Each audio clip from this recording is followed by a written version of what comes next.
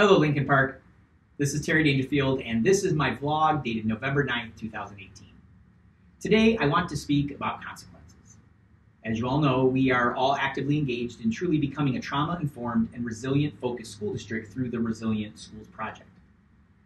Somewhere in our training, there seems to be a misconception by some that we have no consequences. I blame myself for this because I have tried to avoid talking about consequences for one reason. I don't want that to be the focus, and that in many cases, the consequences that we were using were ineffective.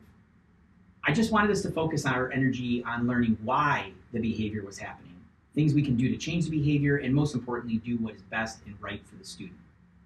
That is why we exist. However, in my attempt to keep our focus in the right spot, I may have sent a message that there are no consequences. This is not true. It's just not true. I am sorry if that message was sent. There are consequences, and there will always be consequences. However, some of us may have to change what we define as a consequence. In order for a consequence to be effective, it must be natural and/or logical.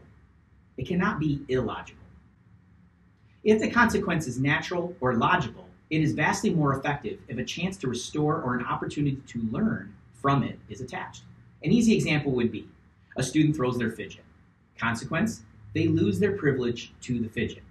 Even more effective consequence, the student loses the privilege of the fidget, and a discussion about the reasons throwing a fidget is not appropriate, and a potential apology to anyone that may have been around when he or she threw the fidget.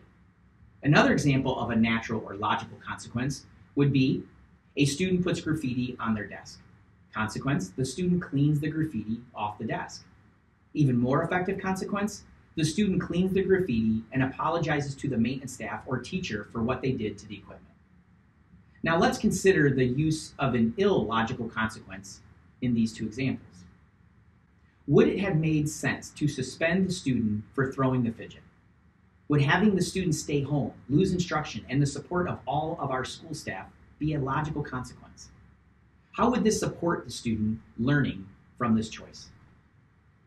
Would it have made more sense to suspend the student for graffiti? What would have been learned? Would that have been more effective? In my opinion, it is more about our understanding of the three forms of consequences, natural, logical, and illogical, than about no consequences. Please hear this again. There are consequences, and we must have consequences when appropriately used. Food for thought. We have laws that clearly say that certain things are illegal. Many of them come with a steep consequence, whether it be prison time or a steep financial penalty. One example I will give is drunk driving. It is illegal to drive while intoxicated. The state of Michigan has steep penalties that include a hefty fine that with total cost is in the high thousands, and also an arrest with possible jail time. This is a very stiff consequence, one of the highest in the nation. Do people still drive drunk in Michigan? Unfortunately, they do. There's a belief by some that by creating stiff consequences in isolation, we will curb or stop behavior. It's just not the case. This is one example. There are many more. Listen, I am certain that we can find an example where a suspension occurred and a student did not repeat that behavior. I will never deny that. However, there are so many cases more where that is not the case. Suspensions will still occur. They absolutely will and have. However, we need to be sure, for the sake of our students, that it is logical and the appropriate consequence for the student. We have to be very cognizant that consequences are not assigned as a result of adult emotion, but rather because of logical and informed thinking. In the end, the state, through Public Acts 360 through 366, has sent a strong message that schools overuse suspension, especially with minority races. Quite frankly, I agree with them. The data is startling, and I encourage you to look at it. Thankfully, we in Lincoln Park understand there is a better way. We understand that while a suspension may be logical in certain situations, there are many cases where it is not.